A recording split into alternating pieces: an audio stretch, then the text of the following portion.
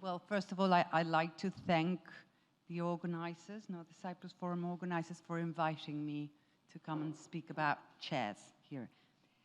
In an increasingly interconnected world, exchanging ideas, exchanging culture and knowledge is pivotal in shaping global perceptions and relationships among nations. As we delve deeper into international relations, we recognize that cultural diplomacy has become a prominent instrument of state policy, state international policy. The aim basically is to enable individuals from different countries to understand each other's ideals and institutions. This, in turn, can build broad support for social, economic, and political goals, thus fostering mutual cooperation on a global scale. When you promote the values and the culture of the country abroad, then it is, you do, as they give, you highlight a positive image of the country, and therefore you enhance soft power.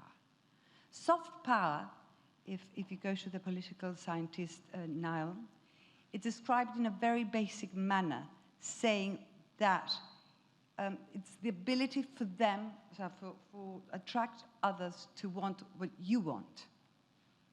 So it represents the capacity of influence others through the attraction instead of coercion. It arises basically the attractiveness of a country, its political ideas and also its policies. And it has become all too common to think that soft power is the seductive cultural values created by cinema or created by fashion or created by the media. But really soft power is much more than that. Soft power endears nations. And through that, obviously, the influence in world politics. When our policies are seen as legitimate in the eyes of others, then soft power is enhanced. The interplay between cultural diplomacy and international relations is therefore undeniable. Now, academic chairs serve as instrumental to achieve these objectives.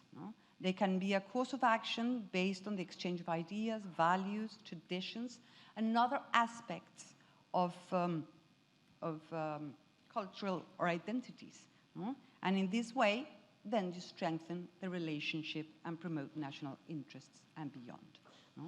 A chair at a university can be a bridge to appreciation local paradigms, context, temporal spaces, circumstances, and other components that differentiate situation and actors with social, cultural varieties and individual identities.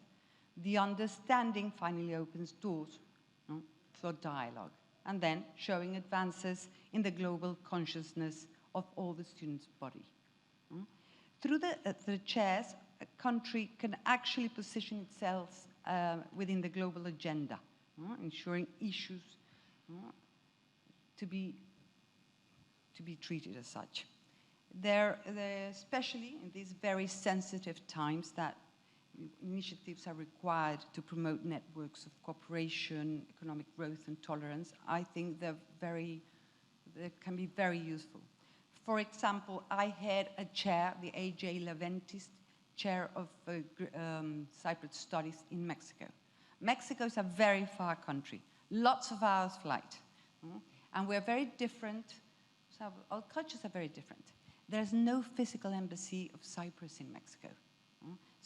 So sometimes the interrelations between the country is quite complicated. And the chair has played an important role within communicating both countries. It is basically immersed within the Faculty of Global Studies. So what do? Was I help to educate Mexicans who will be diplomats to be aware of the problematics, the geopolitical situation of Cyprus, and also I'm also in charge of promoting the culture and traditions of Cyprus. And so these students really are prepared to become agents of change capable of fostering social cohesion and resilience in the face of all the challenges that are coming. We believe that rising alumni voices and activate involvement has to be through a methodology of cultural diplomacy. Now, what can the academic chairs do, how they do it, and what's the advantage? Well, they can foster cross-cultural understanding by strengthening both cultural and academic exchange programs. This is done through granting scholarships, encouraging educational and tourism exchanges, promoting languages, exchanging and dissemination in countries' publications. It promotes research, obviously, which contributes to the dissemination of knowledge and expertise. And they also do public diplomacy in the way that we reach to the local community. We do open public lectures and seminars and outreach programs. For example, next year is going to be the 50th anniversary of the diplomatic relations between Mexico and Cyprus. And 10 years ago, a museum were given 100 objects, relics from the Cypriot embassy. There was an embassy there. So they did an exhibition 10 years ago, and they stashed everything in boxes, and they let them there. So what we're doing, the chair, with the help of the Spanish, the Cypriot embassy in Spain, which is the one that takes care of Mexico, and with the A.J. Leventis Foundation, and with the museum, we're kind of recuperating everything and doing the exhibition. And also we've got 50 printings from, there's a very important Cypriot printer, Hambris Tsangaris. And we've got 50 printings, and it's got the Kalinganjari, it's called? And we didn't know the story or anything, and I was able to meet him the other day. He's really happy to be, to be involved in this, and he'll probably do a video, and if he can come to Mexico, we'll be thrilled to have him. So, we do play an important role, even though we're an academic chair.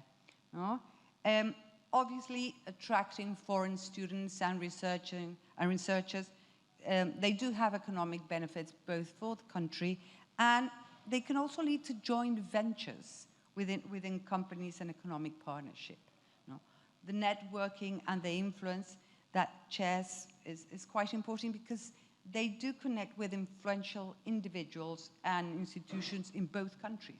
So sometimes these networks can be leveraged for diplomatic purposes, including trade negotiations, policy advocacy, and resolve international disputes. So basically, what I'm here to do is to promote academic university chairs. They are instrumental in promoting the cultural diplomacy and soft power of a country. And they facilitate the exchange of knowledge, foster understanding among nations, and enhance a country's global image.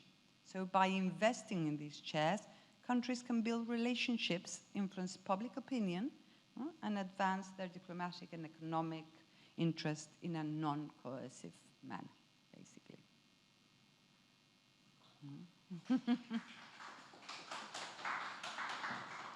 I don't know, George? I think. Yes, I'm here. If you'd like me to come in, Luisa. Hello. Hi, by the way. Good afternoon from Oxford. That was a lovely introduction. Thank you, Luisa. And if I may add just very quickly on your introductory remarks on why soft power is important for Cyprus, that is for basically one very important reason. If we think of soft power as contrasting hard power, right? Which is basically coercion through military means, then it's easy to see why Cyprus cannot really compete in that regard, especially against our known adversary in the north of Cyprus. I mean, not the north of Cyprus, but also, if we look even at other means of soft power, if you think of soft power, as Luisa said, following Professor Joseph Nye in the United States, as basically a non-coercive tool, as Joseph Nye said, the best propaganda is not propaganda. What do most states do to leverage soft power? Most states leverage on economic power, right? This is obviously Cyprus doesn't have the gravitas to compete with the United States or China or Russia. So what do we have as Cyprus? I think that's why the two of us are here, Luisa. Cyprus has its culture, which is what you're promoting very well through your chair. But Cyprus also has an abundance, disproportionate to its population, of scientists. And I think this is why I'm here, and this is why we're proposing what we're proposing. We're proposing in Oxford to establish a program for the East Mediterranean, which will promote Cypriot soft power by placing it in a regional context. You must have heard the governmental announcements on during the trilaterals that Cyprus is committed to furthering prosperity and collaboration and stability in the region. But this is true, and I think this is something that's shared with other partners in the region. Hence why we have the multiple trilaterals, and this is what our program intends to do. Oxford is a massive brand, so it's going to enable Cyprus to further that message to global audiences in the UK, in Europe, in the United States, and beyond that. But also, very importantly, and this is what we are forgetting, is that a lot of the students, not even the faculty that advise governments all over the world, right? A lot of the students of Oxford are destined to become heads of government, heads of state in the future.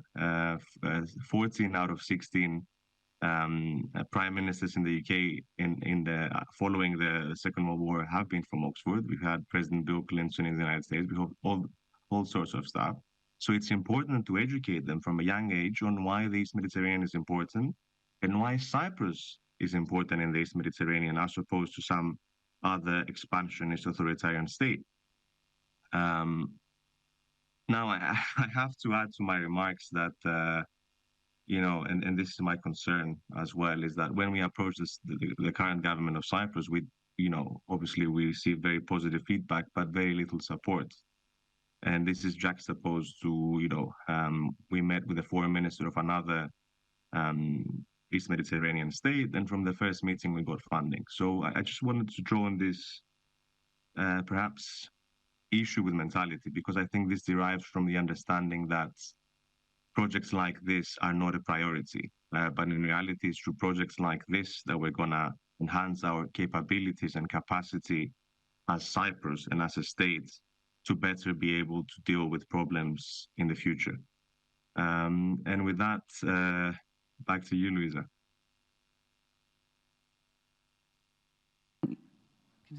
And also what I find very interesting is the way that Latin America is not seen too much within this region.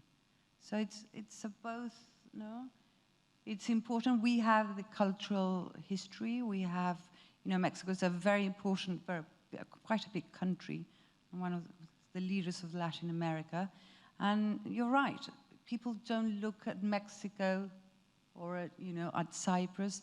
And in fact, I'm not able to do a course on Cyprus within the university in Mexico because, I don't have enough students. So I do is the Eastern Mediterranean, as George says, and within that, you include Cyprus. And when I tried to do a course, I've been having a lot of talks with the University of Cyprus and with the University of Nicosia, and so they are interested in what we have in common, which is a lot of things, but we should go into colonialism or state migration or, different problems. But within the history of Mexico, they're not interested. So they're not really, oh no, what are we going to do a course about Mexico? So it's interesting how little by little, we can communicate both countries, both cultures and both, I don't know. I could add on that, it's a very valid point you're making about, the interest in Mexico. And I think, again, this is something that we have to address as Cypriots because we're more reactionary than strategic. If you asked our government 5-10 years ago, are we interested in Central Asia?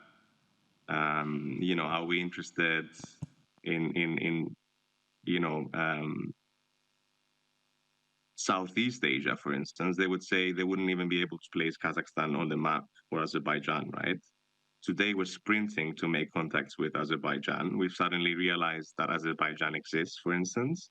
We had the deputy foreign minister of Kazakhstan meeting with the president of Cyprus. Why? Because we need them now. But now it's too late because our perceived adversary, right, is pushing against us in these countries. And we've only now started realizing their importance and only now started cultivating ties. So instead of being proactive, and Mexico is a massive country with a humongous population, right? Very important in global history as well. It's important to realize that these countries, we need to understand them and we need to develop ties with them before we actually need them, because then it's going to be too late.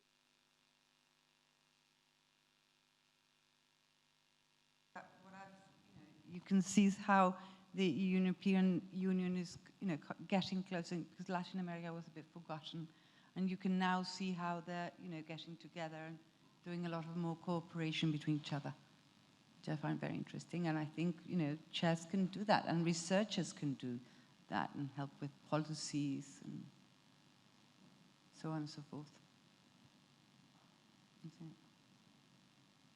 Do any of you have any questions? Yes.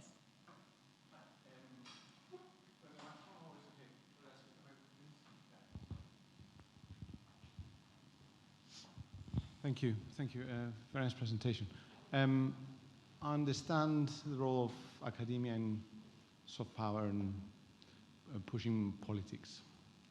But I wonder whether academia has two more roles. The first role is the influence that academia can have in society. In this day and age where there's misinformation, where experts are less important and people that have no concept of evidence base appear just as reliable as the true experts. Shouldn't academics have a role in societal discussions in resetting concepts and things that can sway public opinion into more populism or nationalism, more kind of harmful pathways? That's my first question. In harmful pathways, you mean? Sorry. There are many issues that trouble societies, and often populist narratives offer very kind of easy, seemingly, solutions that actually are not the right way forward, and sometimes the right way forward is much more complicated, and that's where academics have a role in deliberating on this and making this clear for people in society to understand. So that's the first question. And the second question is, should academics be part of a toolbox for politicians, or should politicians be learning from academics? Because when you're in the world of academia, everyone collaborates, everyone does research together, there are no borders. Academics are actually light years ahead of politicians. So maybe politicians should be learning from academics and not the other way around. Thank you. Would you like to answer, George?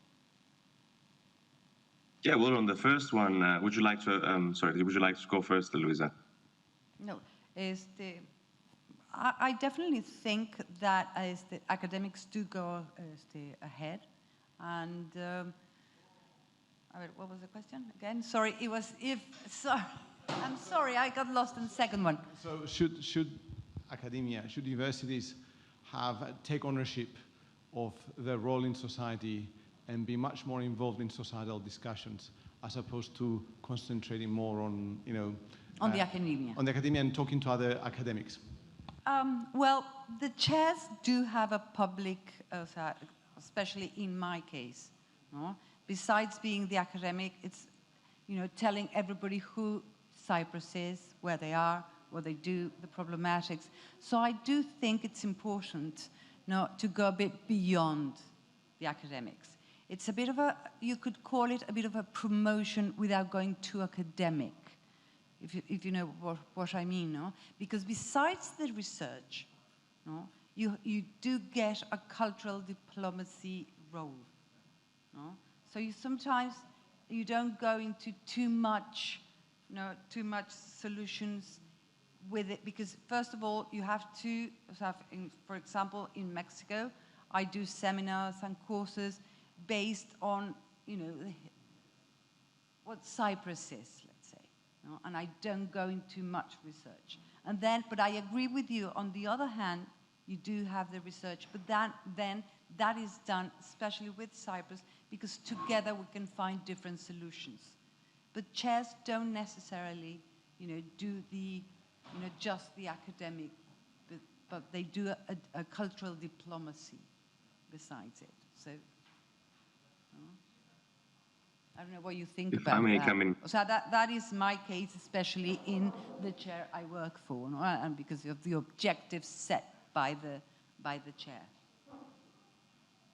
I fully agree with that. I mean, in our case, to be honest, we have an explicit policy objective. So one of our objectives, not just to understand the region better through research, but also to inform policy, again, towards the objective shared with the Republic of Cyprus and other partners in the region, towards a more collaborative, prosperous, stable region.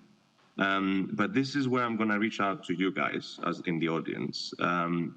The difference between academics and politicians, apart from perhaps our expertise on certain issues, is that academics, unlike politicians, do not enjoy a public mandate. So at the end of the day, I can go to a politician, I can try to influence a politician. Maybe the word influence is too heavy, may try to advise a politician, as I've done with my contacts in Cyprus about this program, but that politician may choose to disregard me. And the same is with society. So yes, it's important that we try to be collaborative. It's important that we try to speak beyond our peers in academia, but we also need your support. We need you to engage in a dialogue with us, and you, all of you who provide the public mandates to our politicians, to let them know that you wish for them to take us seriously. Otherwise, our capacity is limited to essentially, and of course this is very important, but our capacity is limited to speaking to events like this.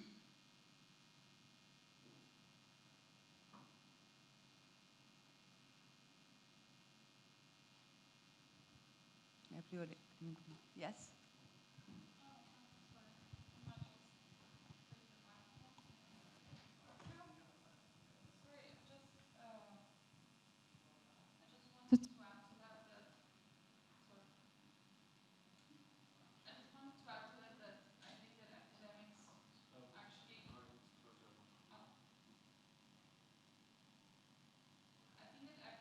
Also provide some input through their research. I think just by, having some research on some topic, you're also raising awareness around the world. So you're already doing that indirectly.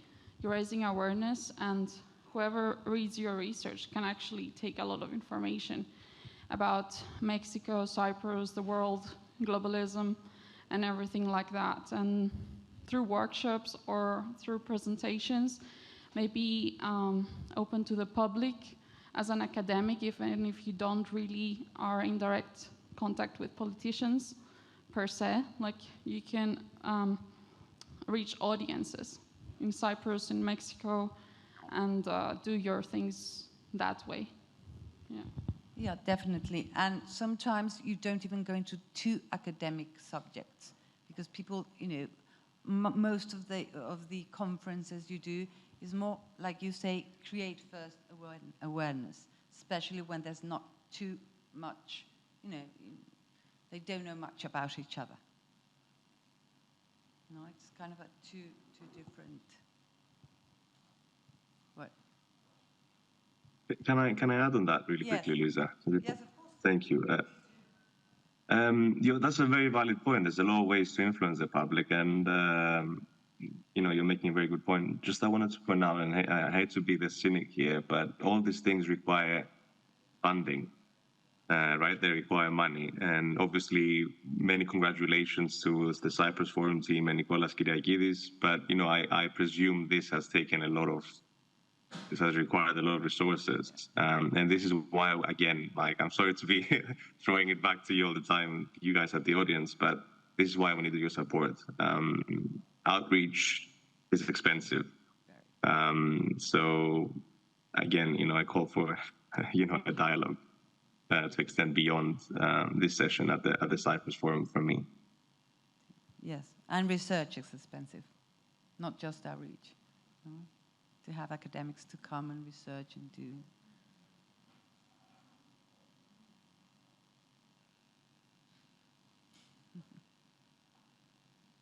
Any more questions? Good, I think. Because just as a closing remark, I would, thank you again for listening, and as it was just to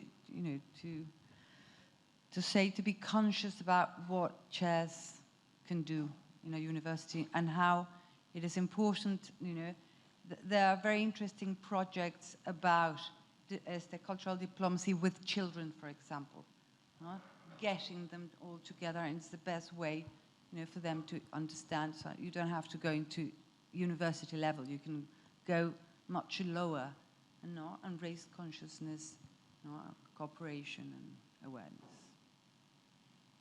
And thank you so much for being here. Yeah, from my end as well, I'd like to thank you for listening to us in this session, and thank you for the two very precise and very interesting questions. Again, I've done it 2 times already in half an hour, but I'd like to do it again. Please do reach out. We need the public of Cyprus. We need the Cypriot people to basically engage with us, to interact with us. We need you guys to, if you think our ideas and our projects are viable and important, we need you to convey that to the people you elect, and that way we can work together for a better Cyprus, as the objective of the Cyprus Forum is. So thank you very, very much. Thank you, George. Thank you, Luisa.